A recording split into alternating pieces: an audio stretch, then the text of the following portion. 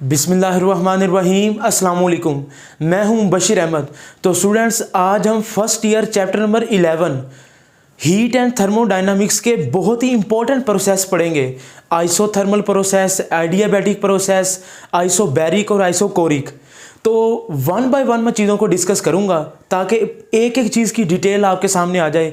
MCQs भी MD cat के लिहाज से हम डिस्कस करेंगे। तो आज का लेक्चर बड़ा ही मज़ेदार होने वाला है। तो आइए स्टार्ट करते हैं आइसोथर्मल प्रोसेस। तो जी बेटा ज़रा तवज्जो करें। आइसो का मतलब क्या है जी? Iso mean same. आइसो का मतलब क्या है? सेम। थर्म कहते हैं हीट को, यानी टेम्परेचर को। तो थर्मल का मतलब क्या है? टेम्परेचर। तो आइसोथर्मल प्रोसेस एक ऐसा प्रोसेस है जिसमें टेम्परेचर कांस्टेंट रहता है। बच्चे तवज्जो करेंगे, ये एमसीक्यूज़ के लिए आपने यही बात याद रखनी है। तो नंबर 1 पे क्या है जी? आइसोथर्मल प्रोसेस एक ऐसा प्रोसेस है जिसमें टेम्परेचर सेम रहता है, कांस्टेंट रहता है, सेम टेम्परेचर। और इसकी डेफिनेशन भी यही बन जाएगी, a thermodynamic process in which changes may be occur but the temperature of the system remain constant। Changes होंगी लेकिन सिस्टम का टेम्परेचर चेंज नहीं होगा। और आपको पता है ना, जिसमें टेम्परेचर चेंज ना हो वो तो फिर बॉयल लॉ होता है। तो यही वजह है कि आइसोथर्मल प्रोसेस को बॉयल लॉ कहते हैं, या बॉयल लॉ को ही आइसोथर्मल प्रोसेस। तो ये एक दूसरे की सेम बातें हैं। बात समझ आई है? बॉयल लॉ और आइसोथर्मल प्रोसेस एक ही चीज़ है। इसमें कुछ एमसीक्यूज बड़े इंपॉर्टेंट है, मैं आपको बताता जा रहा हूँ। नंबर 2, बच्चे याद रखेंगे, आइसोथर्मल प्रोसेस में हम जो गैस यूज़ करेंगे ना, आइडियल गैस यूज़ करेंगे। और आइडियल गैस हकीकत में नहीं होती, अलबत्ता ये इमेजिनरी होती है। यानी कि हकीकत में ये गैस एग्जिस्ट नहीं करती। It is an imaginary gas, फर्जी है। ठीक हो गया। नंबर 3 पे सेम टेम्परेचर है, आइडियल गैस है, इमेजिनरी गैस है। एमसीक्यू में सारे अलहदा करता जा रहा हूं। नंबर 4, इसमें जो हम बर्तन लेंगे ना जिसमें गैस हमने भरनी है, उसमें जो उसकी बेस होगी, मिसाल के तौर पर ये देखें, ये मैं आपके सामने एक बर्तन बना रहा हूं। तो ये जो इसकी बेस है ना, this is called a base. ये बेस ऐसी होनी चाहिए कि इसमें से हीट पास कर जाए। This is a base. ये बेस है हमारी जिसमें से हीट पास कर जाए। तो बेस को मैं कहूंगा हीट कंडक्टिंग बेस, या सिंपल ये भी लिख देता हूं कंडक्टिंग बेस।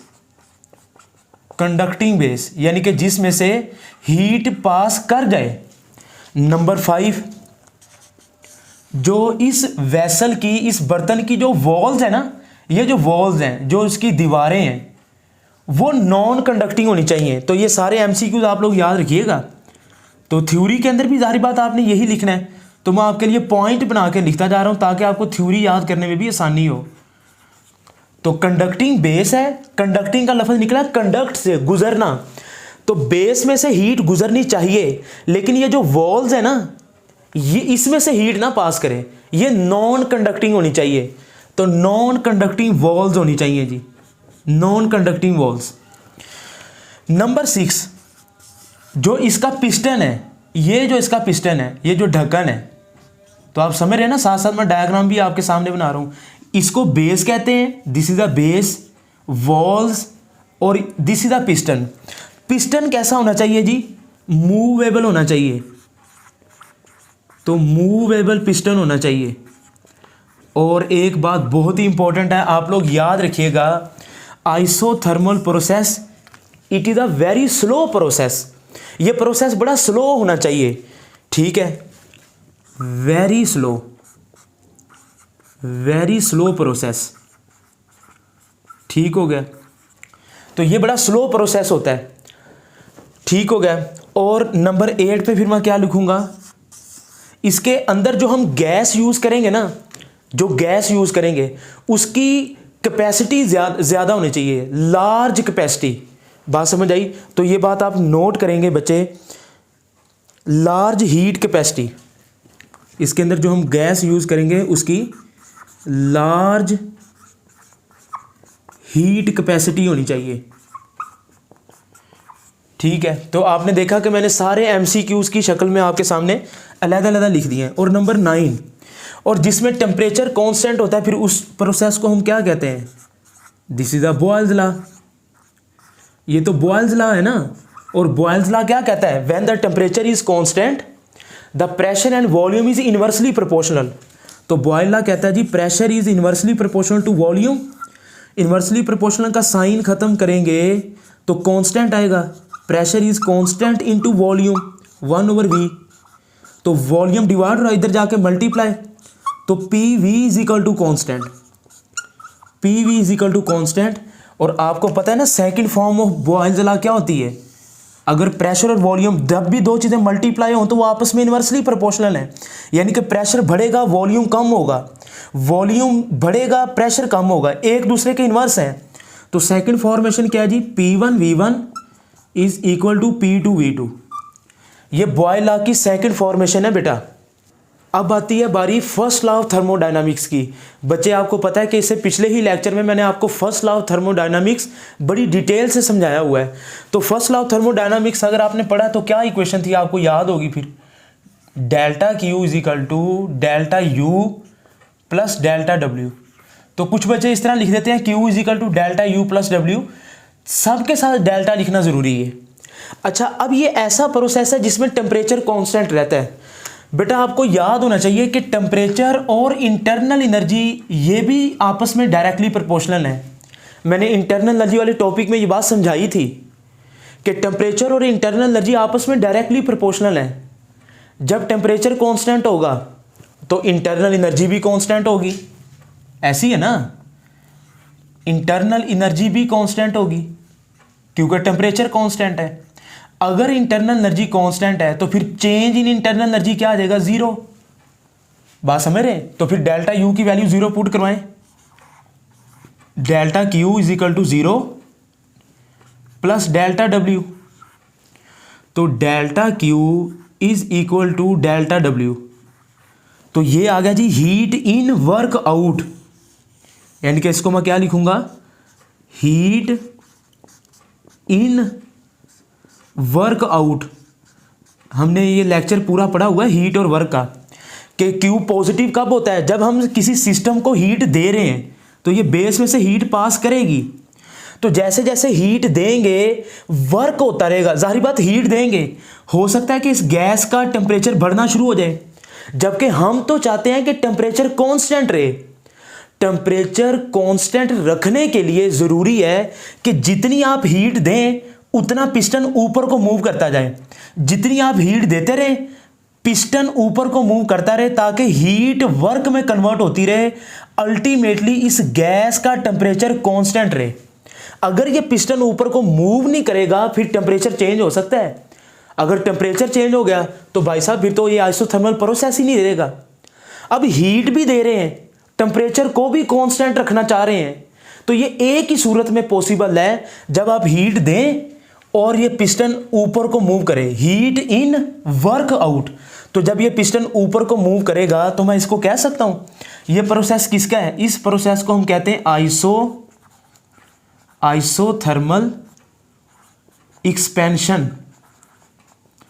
तो इसका मतलब है कि ये एक्सपैंड कर रहा है। अब इसका उलट देखते हैं हम कि अगर मैं सिस्टम, याद है मैंने आपको पिछले लेक्चर में क्या बताया था? सिस्टम हमारा हीरो है। अगर हम जब ये आइसोथर्मल एक्सपेंशन में एक्सपैंड होगा तो गैस जिसके अंदर है ना, गैस वो कूल डाउन हो जाएगी। गैस क्या हो जाएगी? Cool down. गैस ठंडी होनी शुरू हो जाएगी एक्सपेंशन के केस में। अच्छा जी, नोट, अब ये बात नोट करनी है आपने, इसका उलट प्रोसेस में आप बताने लगा हूं।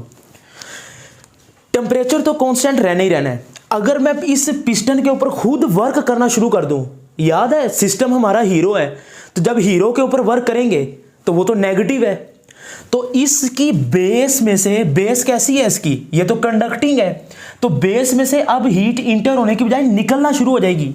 यानी कि वॉल्यूम अब कम होना शुरू हो जाएगा ना, यानी कि वॉल्यूम कम होना शुरू हो जाएगा, हीट निकलना शुरू हो जाएगी। पहले ऐसे जा रहे थे ना, हीट दे रहे थे, वर्क हो रहा था, अब उल्टा है, ऊपर से नीचे। तो मैं लिख सकता हूं, फिर आ जाएगा minus delta Q is equal to minus delta W. यानी कि अगर दोनों के साथ प्लस है तो इस प्रोसेस को हम कहेंगे आइसोथर्मल एक्सपेंशन।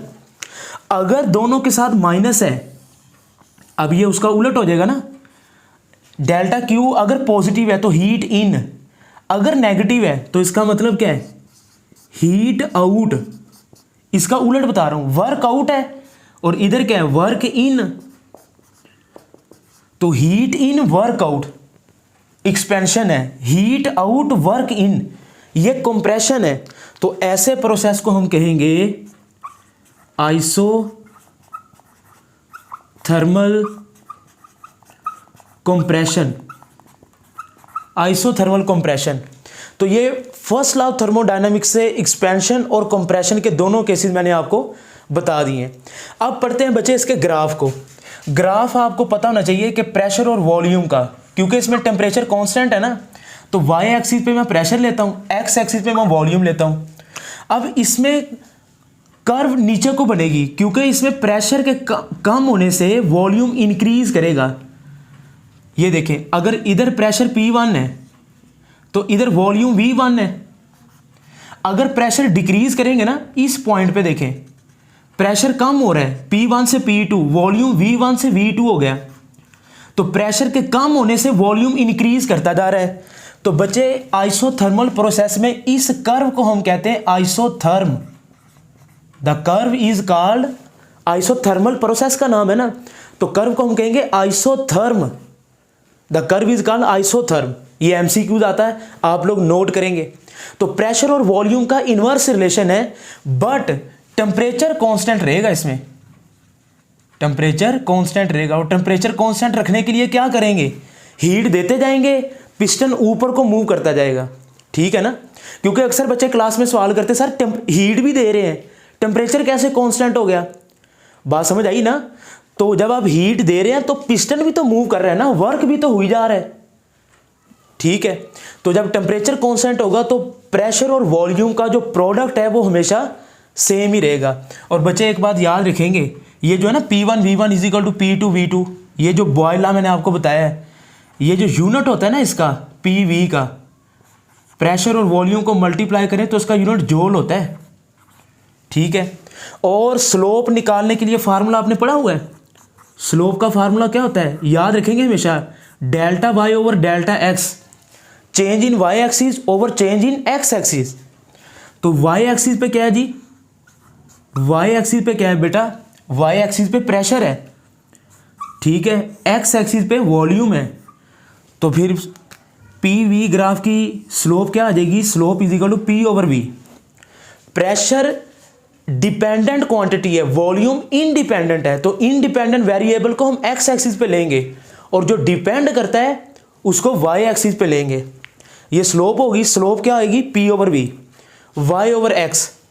स्पेसिफिक हीट, बच्चे ये इक्वेशन आप लोग नोट करेंगे, Q is equal to NC delta T, NC delta T। अब C is called specific heat, ये C कांस्टेंट है ना, C is equal to Q over ये N डेल्टा T मल्टीप्लाई है, नीचे जाके डिवाइड हो जाएगा। ये इक्वेशन आपने याद रखनी है, Q is equal to NC delta T। अब इसमें टेम्परेचर क्या था, कांस्टेंट। जब टेम्परेचर कांस्टेंट होगा तो चेंज इन टेम्परेचर क्या होगा, जीरो। चेंज इन टेम्परेचर, क्योंकि टेम्परेचर तो कांस्टेंट है, तो जब टेम्परेचर कांस्टेंट है तो फिर चेंज इन टेम्परेचर जीरो हो जाएगा। तो C is equal to Q over N into zero. किसी भी चीज़ को जीरो से डिवाइड करें, किसी भी चीज़ को जीरो से डिवाइड करें तो आंसर आता है इन्फिनिटी। तो याद रखेंगे आइसोथर्मल प्रोसेस में जो स्पेसिफिक हीट कैपेसिटी है ना वो इन्फिनाइट होती है। ठीक है, तो यही आपको याद है, मैंने शुरू में क्या लिखा था, लार्ज हीट कैपेसिटी, याद है। अब ये लार्ज हीट कैपेसिटी का मतलब है इन्फिनाइट। हीट कैपेसिटी लार्ज होती है ना, इन्फिनिटी होती है, यानी कि हीट कैपेसिटी बहुत ज़्यादा है। कैसे कैसे, क्योंकि ये इस इक्वेशन से ये प्रूव हुआ, लार्ज हीट कैपेसिटी जो हमने शुरू में डिस्कस किया था कि बहुत ज़्यादा है। और वर्क डन का शॉर्टकट फार्मूला बताने लगा हूँ MD कैट के लिहाज से, आपने याद रखना है, W is equal to PV log of E into P1 over P2। W is equal to P V log of E P1 over P2। ये पी वी क्या है? ये पी वी प्रेशर और वॉल्यूम का प्रोडक्ट है, ये Boyle ही तो है, ठीक है। और पी वी आइडियल गैस के केस में क्या होता है आपको पता है? P V is equal to NRT, ideal gas equation आपने पढ़ी होगी। तो पी वी की जगह पे आप NRT भी लिख सकते हैं, log of E P1 over P2। तो अगर आपको पी वी दिया है तो तब भी आप वर्क निकाल सकते हैं, ठीक है। और अगर वॉल्यूम का केस होगा तो फिर क्या होगा? NRT log of E P1 over P2 की जगह पे आप लिखेंगे V2 ओवर V1, क्योंकि आपको पता है ना प्रेशर और वॉल्यूम का इनवर्स रिलेशन है। अगर प्रेशर में 1 ओवर 2 है तो वॉल्यूम में 2 ओवर 1 है। तो ये तो है आइसोथर्मल प्रोसेस, बेटा इसको नोट कर लें। अब हम पढ़ेंगे एडियाबैटिक प्रोसेस। तो बच्चे ज़रा लफ्ज़ नोट करेंगे, एडियाबैटिक एक ग्रीक लेटर है। अक्सर बच्चे क्लास में सवाल करते हैं सर इसका मतलब क्या है? It is a Greek word. ये जो एडियाबैटिक लफ्ज़ है ना, ये यूनानी ज़ुबान का लफ्ज़ है।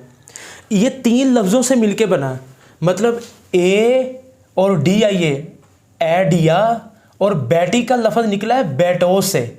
आई सी ये इंग्लिश का लफ्ज़ है। अब ए का मतलब होता है नॉट, यानी कि ग्रीक को अगर मैं इंग्लिश में कन्वर्ट करूं, और डिया का मतलब होता है थ्रो, और बैटोस का मतलब होता है पासेबल। तो फिर एडियाबैटोस ये ग्रीक लेटर से निकला। अगर हम इसको इंग्लिश में कन्वर्ट करें तो फिर इसका मतलब बनता है नॉट थ्रो पासेबल, यानी कि जो चीज़ गुजर ना सके। नॉट थ्रो पासेबल को अगर मैं और सादा लफ्ज़ों में कन्वर्ट करूं तो बच्चे इसका मतलब है इम्पॉसिबल, कि जिसमें से जो चीज़ गुजर ना सके। इम्पॉसिबल, जो कोई चीज़, या जो की जगह पे लिख लेते हैं कोई चीज़ जो गुजर ना सके। इम्पॉसिबल का मतलब यही है ना। अब इसकी फिर डेफिनेशन क्या हो जाएगी? अब इसमें कौन सी चीज़ है जो गुजर नहीं सकती? वो हीट है।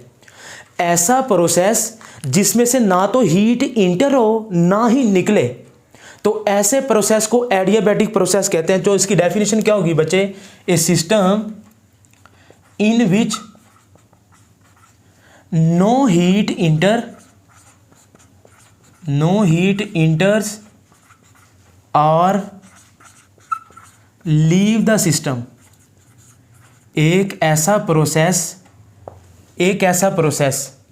जिसके अंदर ए थर्मोडायनामिक प्रोसेस कह लें, सिस्टम की जगह पे ना हम लिख लेते हैं ए प्रोसेस। तो प्रोसेस का मतलब है thermodynamic process. A thermodynamic process in which no heat enter, जिसमें से ना तो हीट इंटर हो सकती है ना ही हीट लीव कर सकती है। लीव मतलब निकलना। अच्छा, अब सवाल पैदा होता है कि हीट ना दाखिल हो सकती ना निकल सकती, उसकी वजह क्या है? उसकी वजह यह है कि इसकी जो बेस है ना, बेस और जो इसकी वॉल्स हैं, ये दोनों ही नॉन कंडक्टिंग है, इंसुलेटिंग है।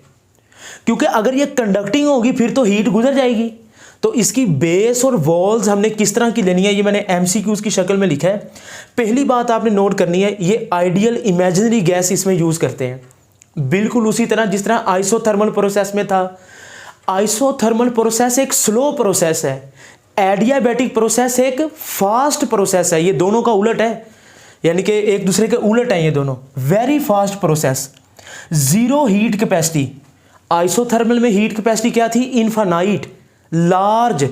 इसकी हीट कैपेसिटी क्या है? जीरो कैसे आई? मैं आपको एंड पे कैलकुलेट करके देता हूँ।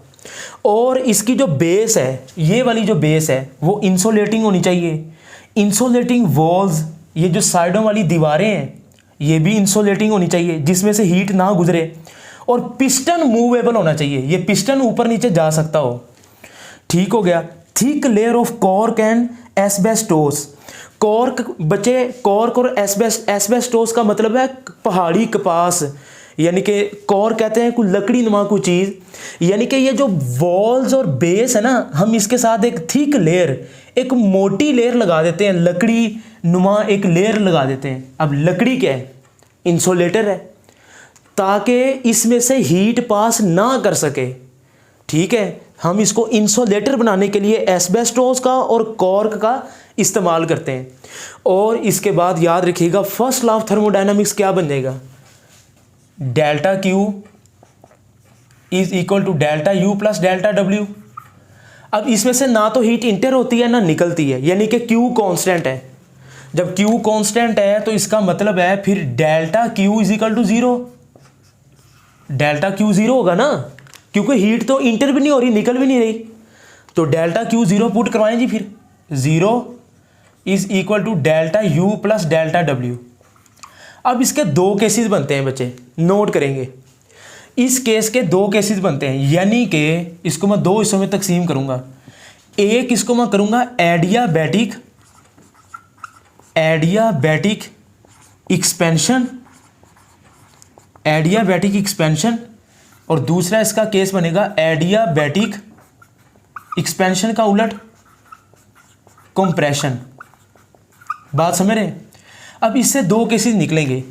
जबकि हीट तो इंटर ही नहीं हो रही, ये प्लस डेल्टा यू इधर आके क्या होगा, अगर मैं कहूं कि पिस्टन ऊपर को मूव करे, वर्क डन हो, इसका मतलब इंटरनल एनर्जी अपने बिहाफ पे वर्क करेगी, यानी कि इंटरनल एनर्जी कम होगी। तो ये मैं क्या लिखूंगा, एक्सपेंशन के केस में ये प्लस डेल्टा यू इधर आके क्या हो जाएगा, माइनस। तो इसको मैं लिख सकता हूं delta W is equal two plus delta U इधर जाके माइनस डेल्टा यू, यानी कि मैंने इसको रीअरेंज भी किया है। अब इसका मतलब ज़रा समझें, मतलब यह है कि हीट तो दे ही नहीं रहे, इंटरनल एनर्जी कम होने का मतलब है इसका टेम्परेचर कम हो रहा है। इंटरनल एनर्जी डिक्रीज क्यों कर रही है, क्योंकि ये एक्सपेंड कर रहा है। एक्सपेंशन तो वो अपनी इंटरनल एनर्जी की बेस पे कर रहा है ना। क्यू जीरो का मतलब क्या है, हम रोटी खा नहीं रहे, खाना आप खा नहीं रहे, और आपको कहा जाए कि भाई आपने काम करना है। क्यू जीरो का मतलब आपने खाना नहीं खाया, रोटी आप खाए ना, खाना खाए ना, और आपको कहीं जाए कि काम की जाए, तो भाई फिर आपकी इंटरनल एनर्जी कम ही होगी बॉडी की। बात समझ आई? दूसरा इसका उलट है, यानी कि क्या हो जाएगा, minus delta W is equal to delta U. बात समझ रहे? यानी कि अब इंटरनल एनर्जी इंक्रीज करेगी, प्लस है ना, अगर इंटरनल एनर्जी इंक्रीज करेगी तो टेम्परेचर भी इंक्रीज करेगा। याद रखें, इंटरनल एनर्जी और टेम्परेचर का डायरेक्ट रिलेशन है। अगर इंटरनल एनर्जी माइनस का मतलब है कम होगी तो टेम्परेचर भी कम है, अगर इंटरनल एनर्जी प्लस का मतलब बढ़ेगी तो टेम्परेचर भी बढ़ेगा। अब एडियाबैटिक कंप्रेशन में आप इसको पिस्टन को कंप्रेस की जा रहे हैं। अब इसकी जो बेस है और जो वॉल्स हैं वो तो इंसुलेटिंग है, हीट तो उसमें से निकलनी ही नहीं, हीट तो निकल सकती नहीं, तो फिर इस गैस के मॉलिक्यूल की इंटरनल एनर्जी बढ़ना शुरू हो जाएगी। बात समझ आई? तो ये है एक्सपेंशन, ये है कंप्रेशन। और बच्चा इसमें टेम्परेचर फिर चेंज होगा ना, टेम्परेचर कभी बढ़ रहा है कभी कम हो रहा है, इसका मतलब टेम्परेचर कांस्टेंट नहीं है। तो जब टेम्परेचर कांस्टेंट नहीं है तो इसमें बॉयल लॉ भी अप्लाई नहीं होता। सो बॉयल लॉ क्या बन जाएगा, पी वी की power gamma is equal to constant, यानी कि अगर टेम्परेचर कांस्टेंट था तो P V is equal to constant है, लेकिन अब इसमें टेम्परेचर कांस्टेंट नहीं है तो बॉयल लॉ चेंज हो जाएगा, गैमा आ जाएगी। अब बच्चे अक्सर पूछते सर ये गैमा क्या है, बच्चे नोट करेंगे gamma is equal to C P over C V, C over C V. बात समझ रहे हैं? सी का मतलब molar specific heat at constant pressure, molar specific heat at constant volume. अब ये मोलर स्पेसिफिक हीट क्या है, परेशान ना हो, इससे अगला लेक्चर यही है। C P minus C V is equal to R, पूरी डेरिवेशन करवाऊंगा और मोलर स्पेसिफिक हीट को हम डिटेल में समझेंगे, बिल्कुल इससे अगला लेक्चर जिसमें हम इसकी डेरिवेशन भी करेंगे। और गैमा कांस्टेंट है, मोनोटॉमिक, डाइएटॉमिक, पॉलीटॉमिक के लिए इसकी वैल्यूज अलग अलग हैं। अब इसमें हीट कांस्टेंट का मतलब पता है क्या है, कि हीट अगर कांस्टेंट रहेगी तो अगर इसकी ये एक्सपैंड कर रहा है, बच्चे कहते हैं सर ये एक्सपैंड कैसे कर सकता है, हीट तो आप दे ही नहीं रहे। बाय शेकन, मिसाल दे रहा हूं, आपने बोतल पी होगी, पेप्सी की बोतल है, आप उसको हिलाएं, by shake the process, heat नहीं दे रहे। बात समझ आई? तो उसकी जब आप हिला रहे हैं ना तो फिर वो एक्सपैंड नहीं करता सिस्टम, ठीक है ना बच्चे? आप इसको जरा नोट कीजिएगा। और बच्चे याद रखेंगे, adiabatic process is also called isentropic, adiabatic adiabatic process is also known as isentropic process. अब ये आइसो का मतलब तो हो गया ना सेम, इंट्रोपिक इस चैप्टर का आखिरी टॉपिक है, लास्ट टॉपिक है। इंट्रोपिक का मतलब होता है डिसऑर्डरनेस, यानी कि जब हीट हम दे ही नहीं रहे तो गैस के मॉलिक्यूल की डिसऑर्डरनेस भी चेंज नहीं होगी। वो अलग बात है कि एक्सपेंशन और कंप्रेशन में हम एक आइडियल सिस्टम की बात कर रहे हैं। इंट्रोपी का मतलब होता है डिसऑर्डरनेस। लेक्चर के इस चैप्टर के आखिर में मैं आपको इंट्रोपी डिटेल में पढ़ाऊंगा। बहरहाल आप इधर नोट कर लेंगे, एडियाबैटिक प्रोसेस को आइसो इंट्रोपिक प्रोसेस भी कहते हैं। आगे चलते हैं जी इसके ग्राफ की तरफ, नोट करेंगे इसका ग्राफ प्रेशर और वॉल्यूम के दरमियान ही होगा, प्रेशर और वॉल्यूम के, क्योंकि ये एक फास्ट प्रोसेस है तो इसकी कर्व जल्दी डिक्रीज करेगी, यानी कि कर्व, इस कर्व को हम कहते हैं एडियाबैट, यानी कि आइसोथर्मल में इस कर्व को क्या कहते थे, आइसोथर्म। ये है एडियाबैट। प्रेशर वॉल्यूम इनवर्सली प्रोपोर्शनल ही है, लेकिन ये कर्व आइसोथर्मल से ज़्यादा स्टीपर है, इसकी स्लोप ज़्यादा है, यानी क्या, क्योंकि ये फास्ट प्रोसेस है ना तो जल्दी नीचे को डिके करेगी इसकी कर्व। ठीक हो गया। और बच्चे इसकी स्लोप फिर कैसे निकालेंगे, स्लोप निकालने का तरीका आता है ना, delta Y over delta X, change in Y axis over change in X axis. तो slope is equal to Y axis पे क्या है, प्रेशर, तो क्या लिखेंगे, प्रेशर ओवर वॉल्यूम। अब प्रेशर के साथ डेल्टा पी डेल्टा वी, लेकिन साथ में गैमा भी आएगा, गैमा कांस्टेंट है ना तो इसमें गैमा भी आएगा। और इसकी जो स्लोप है वो अगर गैस एक्सपैंड कर रही है, एक्सपेंशन के केस में स्लोप नेगेटिव होगी और कंप्रेशन के केस में स्लोप पॉजिटिव होगी। ठीक हो गया। इसमें गैमा आ जाएगा, गैमा मैं आपको बता चुका हूँ CP ओवर CV के इक्वल है। मोलर स्पेसिफिक हीट निकाल लेते हैं जी। इसकी फार्मूला मैंने आपको पहले भी बताया हुआ है, Q is equal to NC delta T, C is equal to Q over N delta T। इसमें Q तो ज़ीरो है क्योंकि हीट ना इंटर हो रही है ना लीव कर रही है, ज़ीरो से किसी भी चीज़ को डिवाइड करें तो C is equal to zero, तो इसमें स्पेसिफिक हीट ज़ीरो है। याद है मैंने शुरू में बताया था, मैं आपको बताऊंगा।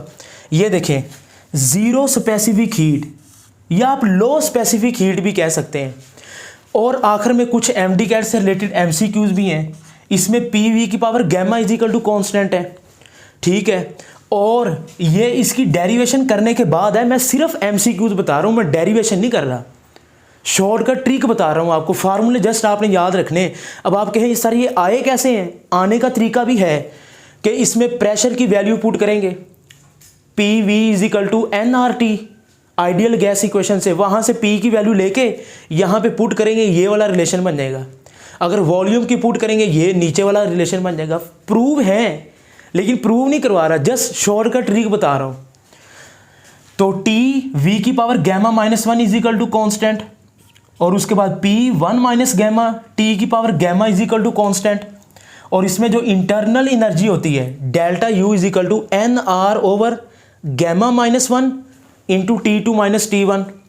और मोनोटॉमिक, डाईएटॉमिक और पॉलीटॉमिक के लिए गैमा की वैल्यूज आपने नोट कर लेनी है। मोनो के लिए होती है 5/3, डाई के लिए 7/3, पॉली के लिए 4/3, या जिसको आप 5/3 को 1.67, 7/3 को 1.40, पॉली के लिए 4/3 को 1.33। और इसमें गैमा का एक फार्मूला तो है ना CP ओवर CV, एक और फार्मूला भी होता है MDCAT में, अक्सर बच्चों को बताया जाता है 1 + 2/F। F क्या है, डिग्री ऑफ फ्रीडम। अब ये एक अलहदा डिटेल लेक्चर है, डिग्री ऑफ फ्रीडम क्या है, इंशाल्लाह MDCAT के लेक्चरों में ये भी आएगा। F is a degree of freedom. बहरहाल इसकी एग्जाम्पल एडियाबैटिक की बच्चे आपकी बुक में डिस्कस की हुई है। बर्स्ट ऑफ टायर, टायर का एकदम से फटना, तो ये फास्ट प्रोसेस ही हुआ ना। ठीक है। और cloud formation in the air, ये जो बादल बनते हैं, बादलों का बनना भी एडियाबैटिक प्रोसेस है।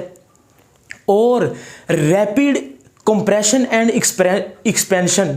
आपको याद है कि चैप्टर 8 वेव्स वाले चैप्टर में हमने पढ़ा था न्यूटन फार्मूला और लेप्लास में भी हम ये पढ़ते थे पी वी की power gamma is equal to constant, Laplace correction chapter 8 में। तो ये साउंड की जो कंप्रेशन और रेयरफैक्शन होती है ना, उसमें भी टेम्परेचर कभी बढ़ता है कभी कम होता है, हमने देखा भी था उधर, ठीक है। लेकिन क्यों कांस्टेंट रहता है, ठीक होगा, क्योंकि एक वेरी फास्ट प्रोसेस है, नोट कर लें जी। अब हम पढ़ेंगे बेटा आइसोकोरिक प्रोसेस। आइसो का मतलब है सेम, आइसो मीन सेम, कोरी का लफ्ज़ निकला कोर से यानी कि वॉल्यूम। तो एक ऐसा प्रोसेस जिसमें वॉल्यूम सेम हो, तो इसकी डेफिनेशन भी यही बन जाएगी, a thermodynamic system in which volume of the system remain constant. तो जिसमें वॉल्यूम कांस्टेंट हो। अब इसमें वॉल्यूम कैसे कांस्टेंट रहेगा, ज़रा तवज्जो करें। ये बर्तन है ना, ये इसकी बेस है, ये वॉल है और ये पिस्टन है। उसकी कुछ कंडीशन है, बेस कंडक्टिंग होनी चाहिए, इसमें से हीट गुजर जाए, और नॉन कंडक्टिंग वॉल्स, जो इसकी दीवारें हैं ना ये वाली, इसमें से हीट ना गुजरे। ये कंडक्टिंग हो और ये नॉन कंडक्टिंग हो, और जो पिस्टन है ना आपका ये फिक्स होना चाहिए, यानी कि इसको आपको पेच पूछ लगा के इसको फिक्स कर देना है। क्यों? क्योंकि जब ये ऊपर नीचे मूव करेगा फिर तो वॉल्यूम चेंज होगा। हमने तो वॉल्यूम क्या रखना है, फिक्स, वॉल्यूम चेंज ही ना हो। तो वॉल्यूम कांस्टेंट रखने के लिए ज़रूरी है कि आपका पिस्टन फिक्स होना चाहिए, फिक्स पिस्टन। बात समझ रहे हैं? तो इसमें फर्स्ट लॉ ऑफ थर्मोडायनामिक क्या होगा बताएं, यानी कि पिस्टन तो ऊपर नीचे जा ही नहीं रहा। जब पिस्टन ऊपर नीचे नहीं जा रहा तो इसका मतलब है change in work done is equal to zero. तो फिर delta Q is equal to delta U plus zero, क्योंकि पिस्टन ऊपर नीचे नहीं ना जा रहा, पिस्टन फिक्स है। तो वॉल्यूम वर्क डन जीरो है, जब वर्क डन जीरो है तो इसमें डब्ल्यू की वैल्यू जीरो पुट करवा दें, तो delta Q is equal to delta U. तो सारी की सारी जो आप हीट देंगे वो इंटरनल एनर्जी को इंक्रीज करने के काम आएगी। बात समझ आई? और आपको ये भी तो पता है ना बच्चे, डेल्टा क्यू का एक और फार्मूला भी हमने पढ़ा हुआ है, एन सी डेल्टा टी। अब इसमें सी के साथ छोटा सा आप लिख देंगे V, molar specific heat at constant volume. इसमें वॉल्यूम कांस्टेंट होता है। और इसका ग्राफ कैसे होगा बताएंगे आप? ये इसका जो ग्राफ है प्रेशर और वॉल्यूम का, ये प्रेशर है, ये वॉल्यूम है, वॉल्यूम कांस्टेंट है। अब इसका ग्राफ एक वर्टिकल स्ट्रेट लाइन आ जाएगी। ये देखें आप, प्रेशर तो इंक्रीज कर रहा है, प्रेशर इंक्रीज कर रहा है, टेम्परेचर इंक्रीज कर रहा है, लेकिन वॉल्यूम कांस्टेंट है। आप देख रहे हैं ना, वर्टिकल स्ट्रेट लाइन है। तो इसका ग्राफ की कौन सी स्ट्रेट लाइन होगी? Vertical straight line. और बच्चे इसकी फिर स्लोप निकालें। स्लोप होती है change in Y axis over change in X axis. तो वाई एक्सिस में तो चेंज आ रहा है, तो इसमें वाई एक्सिस में तो चेंज आ रहा है डेल्टा वाई, लेकिन एक्स एक्सिस में चेंज नहीं आ रहा। आप देख रहे हैं ना इधर, तो change in X axis zero है। तो किसी भी चीज़ को जीरो से डिवाइड करें तो उसका आंसर तो इनफाइनाइट आता है। तो पता चला आइसोकोरिक प्रोसेस की स्लोप इनफाइनाइट होगी, इन्फिनिटी। और इसकी फिर मोलर स्पेसिफिक हीट क्या होगी जी? C is equal to C V, simple. Molar specific heat C is equal to C V. और नोट के अंदर बच्चे आप याद रखेंगे ये आइडियल गैस इक्वेशन में लगता है P1 V1 over T1 is equal to P2 V2 over T2। अब इसमें वॉल्यूम कांस्टेंट है तो ये V निकल जाएगा, V1 V2 ये तो सेम है ना। आप V1 और V2 की जगह पे V पुट करवा दें तो V से V कैंसिल, तो क्या बच गया? P1 over T1 is equal to P2 over T2, यानी कि P over T is equal to constant. जब वॉल्यूम कांस्टेंट होगा, प्रेशर और टेम्परेचर एक दूसरे के डायरेक्टली प्रोपोर्शनल होंगे। अगर प्रेशर इंक्रीज करेगा टेम्परेचर भी इंक्रीज करेगा, प्रेशर डिक्रीज करेगा टेम्परेचर भी डिक्रीज, क्योंकि जब भी दो चीज़ें डिवाइड हो रही हों तो वो डायरेक्टली प्रोपोर्शनल होती हैं। नोट कर लें जी। और बच्चे एक बात रह गई थी, आइसोकोरिक प्रोसेस में जो ग्राफ की वर्टिकल लाइन बनती है ना, उस वर्टिकल लाइन का आप नाम लिख ले, उसको हम आइसोकोर कहते हैं, आइसोकोर। ठीक है। अब आता है जी आखिर में आइसोबैरिक। आइसो का मतलब है जी सेम, और बैरिक का लफ्ज़ निकला बार से। बार कहते हैं प्रेशर को। बच्चे आपने छोटी क्लासों में पढ़ा होगा कि प्रेशर को मेजर करने के लिए एक इंस्ट्रूमेंट होता है जिसको बैरोमीटर कहते हैं। तो a thermodynamic process in which the pressure of the system remain same, pressure constant होना चाहिए, ऐसे प्रोसेस को आइसोबैरिक प्रोसेस कहते हैं।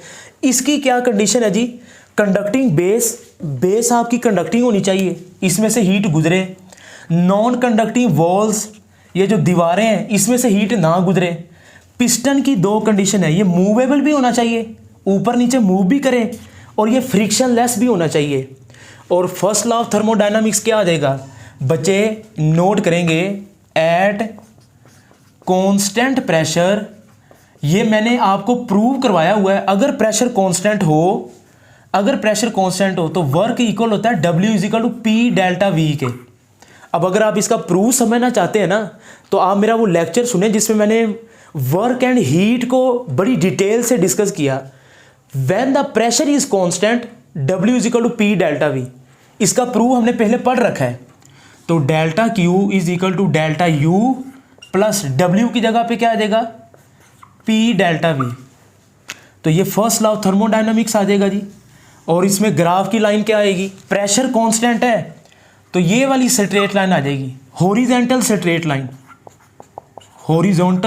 लाइन। और इसकी स्लोप क्या आ जाएगी, एक्स एक्सिस में तो चेंज आ रहा है, लेकिन वाई एक्सिस में देखें ना आप, वाई एक्सिस में कोई चेंज नहीं आ रहा। तो 0 ओवर एक्स एक्सिस में तो चेंज आ रहा है, तो इसकी स्लोप 0 हो जाएगी, क्योंकि एक्स एक्सिस में चेंज आ रहा है, वाई एक्सिस में कोई चेंज नहीं आ रहा। और इस कर्व को हम कहते हैं जी आइसोबार। जबकि आइसोकोरिक में क्या था, आइसोकोर, उसमें वर्टिकल स्ट्रेट लाइन थी, इसमें हॉरिजॉन्टल स्ट्रेट लाइन है। उसमें स्पेसिफिक हीट थी C इजिकल टू CV, इसमें होगी C इजिकल टू CP। और P1 V1 ओवर T1, इसमें क्या कांस्टेंट है, प्रेशर। तो प्रेशर P1 P2 की जगह पे आप लिख दें P, P1 की जगह पे भी P लिखें, P2 की जगह पे भी P से P कैंसल। तो क्या आ जाएगा, जब प्रेशर कांस्टेंट होगा तो बच्चे आ जाएगा V1 over T1 is equal to V2 over T2। तो ये आ जाएगा V over T is equal to constant. When the pressure is constant then volume and temperature divide हो रहे हैं तो आपस में डायरेक्टली प्रोपोर्शनल होंगे। और यही वजह है कि जब प्रेशर कांस्टेंट हो तो आइसोबैरिक प्रोसेस को हम चार्ल्स लॉ भी कहते हैं। आपको पता है ना, चार्ल्स लॉ की भी तो यही कंडीशन थी कि प्रेशर कांस्टेंट हो तो वॉल्यूम और टेम्परेचर डिवाइड होते हैं ना, V1। ये चार्ल्स लॉ ही तो है बच्चे, ये चार्ल्स लॉ ही है, आपने पढ़ा होगा केमिस्ट्री में। When pressure is constant volume and temperature is directly proportional. ये टेम्परेचर कौन सा है, एब्सोल्यूट टेम्परेचर। तो आई होप कि ये सारी चीज़ें आपको क्लियर हो गई हैं बच्चे। वीडियो को लाइक करें, कमेंट करें, दोस्तों के साथ शेयर करें, कमेंट सेक्शन में फीडबैक दें, अपना बहुत सा ख्याल रखें। मुबशर अहमद को दें इजाज़त, अल्लाह हाफिज़।